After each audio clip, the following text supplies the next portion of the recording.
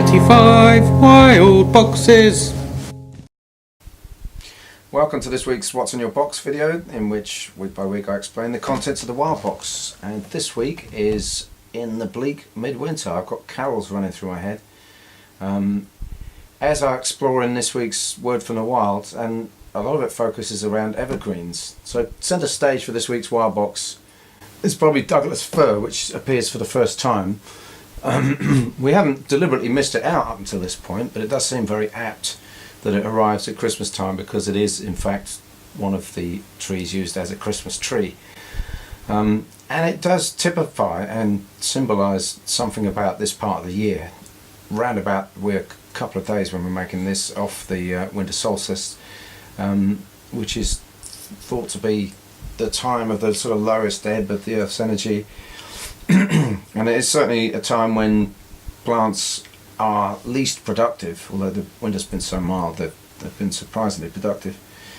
But there we have plants like Douglas fir and holly and ivy from that other carol, which are still producing the signs of vitality with green leaves. And there's a few other things which have kind of midwinter or Christmas symbolism.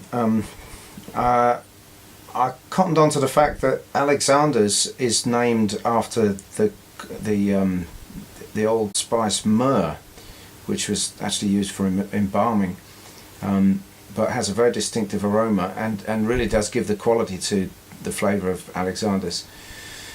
So there we've got a bit of a reference to the gifts of the three kings, the others being frankincense and gold. Well, we don't have any gold, but there are other aromatics in this week's wild box, because 4 out of the 7 ingredients are dried ingredients.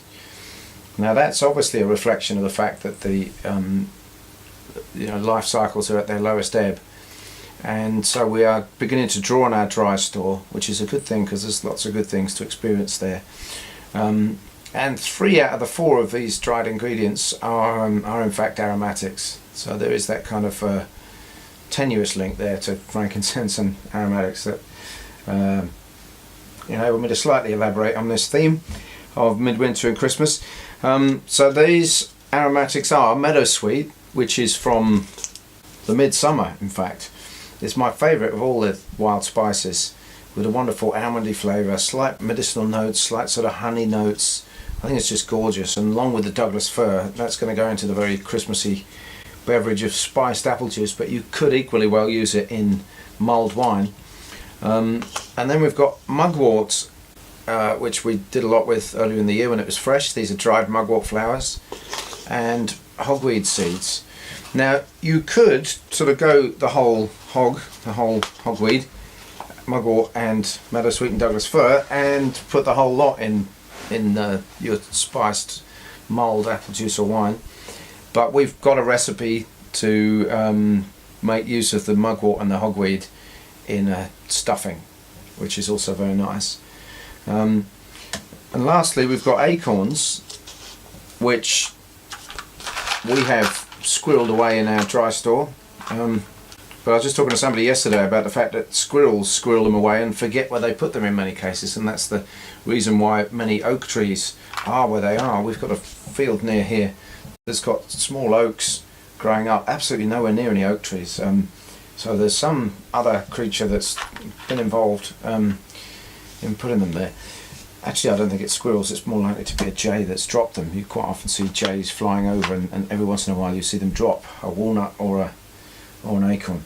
But anyway, I digress slightly. The acorns are going to be using an acorn cake, roasted and ground. Now the resulting cake is quite dry. I mean, we like it like that, and we balance that out with the cream that goes with it, which is a roasted crabapple cream, which makes it nice and moist. If you want your cake a little less dry though, then soak the acorns overnight, as you would have done for the acorn panna cotta last week, and the end result will be a little bit more moist. Recipe wise, it just remains to mention the salad made with the Alexanders. It's kind of like a Boxing Day salad, a nice sort of cold salad to have with your leftover turkey and whatnot.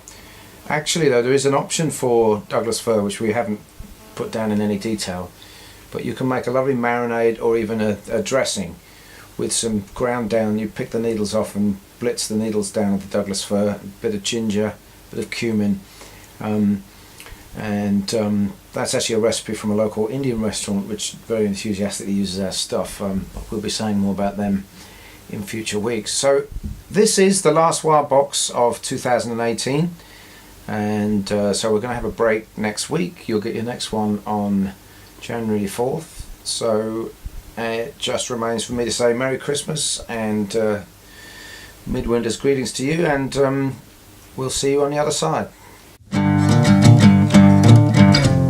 Wild box number, wild box number 35 wild boxes.